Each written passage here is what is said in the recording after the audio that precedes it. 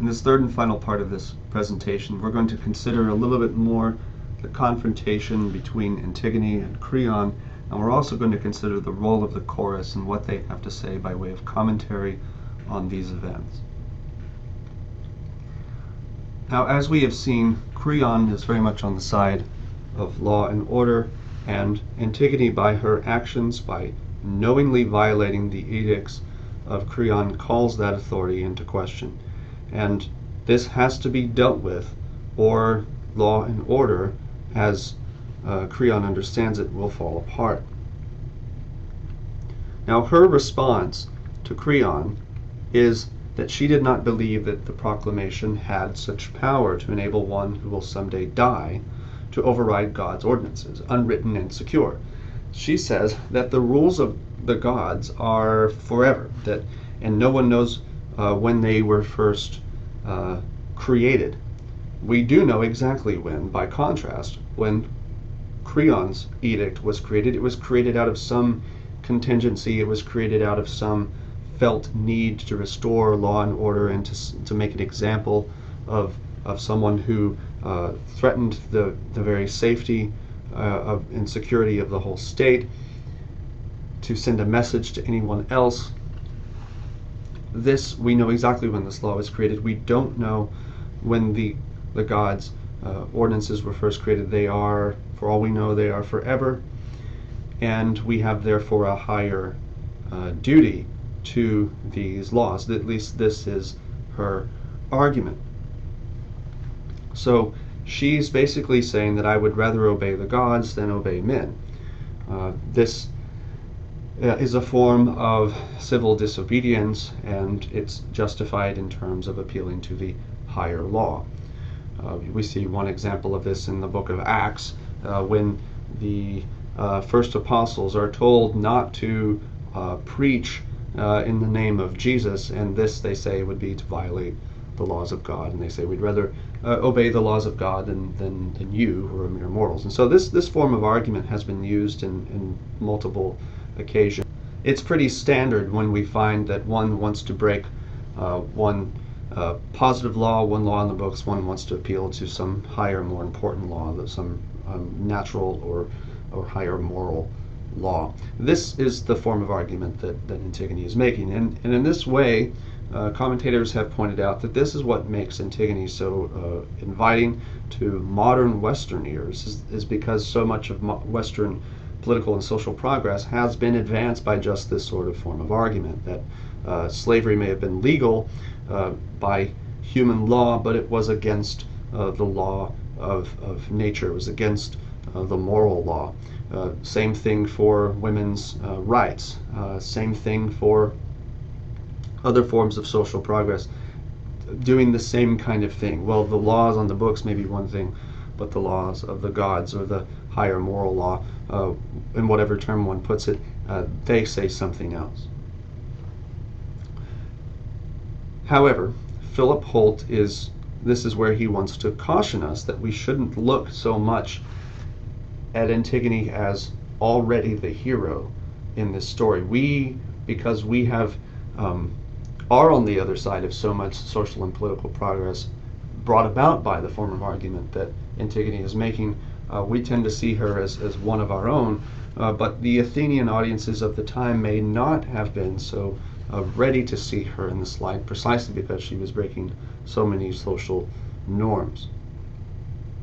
This just goes to show that the reception of a text, and how, or in other words, how we understand it, how we appreciate it, how we come to evaluate it, has a lot to do with our own cultural context, as well as the cultural context in which it was originally created.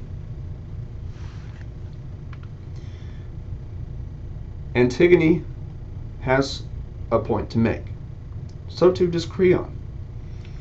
Creon says there's nothing worse than disobedience to authority. It destroys cities, it demolishes homes, it breaks and routs one's allies. Of successful lives, the most of them are saved by discipline, so we must stand on the side of what is orderly. Creon, in the abstract, is not wrong. There is a good case to be made for obedience to authority, and that authority is important. Law and order is important The opposite is anarchy. If people, this is what Elizabeth Vandiver has to say, if everybody just chose to obey whatever laws they just happened to like and ignored the rest, then there'd be no way of ensuring law and order. So Antigone, on the one hand, if you take her to an extreme, Vandiver says, you get anarchy. If you take Creon to another extreme, you get totalitarianism, neither of which are desirable outcomes. And you'll see that in the link I provide to the play version of Antigone, Creon is already put in this totalitarian light by having a large picture of him overshadowing the scene, as though what he wants to do is plaster his image everywhere and thereby ensure law and order. Something straight out of 1984 by George Orwell. If you haven't read that, let me encourage you, urge you to read it as soon as you possibly can. It's a very important book. That's the kind of imagery, though, it's calling up, that Orwellian image. So the deck is already stacked against Creon in this play because the audience is going to see that as some sort of big brotherish sort of thing. But Elizabeth Vandiver wants to emphasize that that's totally wrong because, again, Creon does stand for law and order that Athenian audiences would be predisposed to support. So once again, to make the point, Antigone has a point, so too does Creon. Now I want to consider another important moment in the play, and that's when Hymen, or Creon's son, comes to try to reason with his father. And Hymen has no illusions about what it is that he's doing. He knows that he's going as a son to a father, and from one ruled to a ruler, and is trying to persuade this ruler to take a different course. Now, Creon has already said that he's open to anybody's advice. So, in principle, the mere fact that Hymen is giving some advice is not completely beyond the pale, at least according to Creon's own words. But the thing is that when Creon was asking for advice, or soliciting advice, he probably never had in mind that it would come from his own son. And he probably didn't have in mind that it would be to overturn a rule that he already gave. So there are really two things here that are going on that Creon hadn't anticipated. One, that he would be advised by his own son, and two, that he would be advised to revoke one of his own proclamations, to go back on his word. So he's open to advice in the abstract, but when it comes right down to it, he's not. I'm not going to show the entire text of that speech. I do have a video linked for you to this course content, but and you can watch it in full. But I just want to review some of the main points that Hymen is making. He says it's good to listen to others. Creon, as we saw, already agrees with that. He gives his father some information. He says that people are intimidated by you, Dad. You're an imposing presence, and people want to say something to you, but they're afraid to do so. He says, but I've heard things. I've heard that people believe Antigone did an honorable thing by her brother, giving him a decent burial, that what she did is commendable, not censurable, not punishable. He wants to reaffirm for his father that I want what's best for you, Dad. I come to you with only the best of intentions, thinking only what's good for you. And he says, I want to be proud of you, and I want you to have a good reputation in the eyes of those whom you rule. So he's not out to hurt his dad, he's out to help him, so he says. He says, to think one alone is right is dangerous. This is probably simply just good advice. He says, if you think you're the only one who's correct in something, then you probably need to reconsider. He says, there's no shame in learning new things. That's a good thing. Again, this is something that Creon had already stated earlier in his opening inaugural speech. So I would encourage you, as you're studying this play more closely, compare the speeches of Creon, his opening speech, with the speech that Hymen gives to him. And he gives a couple of analogies. One, that trees that bend are the ones that do best in storms, and that when you slacken the sails when strong wind comes, that's safety. So in other words, be flexible. It's better that way. Now I want to address the couple of points at the top. People are intimidated by you, and people believe Antigone did an honorable thing. Haemon is calling on popular opinion as a reason to change policy. Well, that's democracy, isn't it? So the Athenian democratic audience who watched this would probably see this in a way that is favorable. Well, the people have a say. We've changed from tyranny to democracy so that we can speak reason together and change our policies together. Now, democracy, you always run the risk of being on the minority and therefore being outvoted, and therefore what you hoped for would fail. But the people of Athens and the people of our own nation have decided that the risks were probably better than being ruled by a single person. And Creon sees this as deeply offensive, as a threat to his power. He goes on to say that he's the law, not the people. Well, an Athenian audience would probably be thinking of past history with tyranny and their present enjoyment of democracy. So there's all kinds of political subtexts here, and we should not ignore those. Now, before we move on briefly to the chorus, I just want to raise the question, who is the tragic figure here?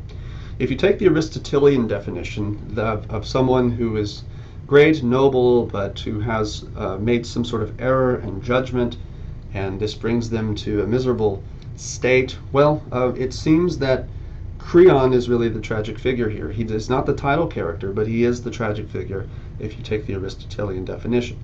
On the other hand, if you take the Hegelian, Georg Friedrich Hegel, whom we mentioned earlier in this lecture, his definition of tragedy was that a person gets caught between two competing duties. Like Antigone, she's caught between her duty to her family and her duty to her ruler, and it ends up tearing her apart. So if you look at it from that angle, she's the tragic figure. You can simply consider this in more detail on your own, but I want you to be aware that there is a contention about just who really is the tragic figure here. It's not something I want to just gloss over. I do want to mention it, but I am running out of time. Now I want to say something briefly about the chorus. There are several odes here, different themes, and at the end of every ode there's always some sort of, oh, here comes this person, or when it's not mentioned, one new person enters the stage, or has come off the stage and is now entering it again, as we see Antigone enters twice. I want to pause to consider the second one. You can review these at your leisure, but I want to say something about this praise of human progress. It's a lovely little, it's called an ode to man, that's how it's come to be called, and it praises humanity for its great innovations like navigation, agriculture, civilization, psychology for its technological advances. What great things we're able to do. Now, what would we say about the way we can fly, the internet, and all these other bits of progress? But there are limits to human wisdom. There are limits to what humans can do. Humans, for all of their ingenuity, for all of their advances, have never found a way to stop death, and they've never found a way to stop a civilization from crumbling once it enters into injustice. So there are two things, death and the consequences of injustice, that human beings have not been able to find a way around. And this is a warning to humanity. What is it about tragedy? Well, it's about, one thing, when people try to reach further than they can reach. It's a spectacle to see. Sometimes it's admirable to see people try to break barriers, but sometimes they go a bit too far. And what human beings need to realize, tragedy is supposed to in part teach humility, is that there's no way around death, and there's no getting away from the consequences of injustice. Think about what that might mean for this play as Sophocles has constructed it.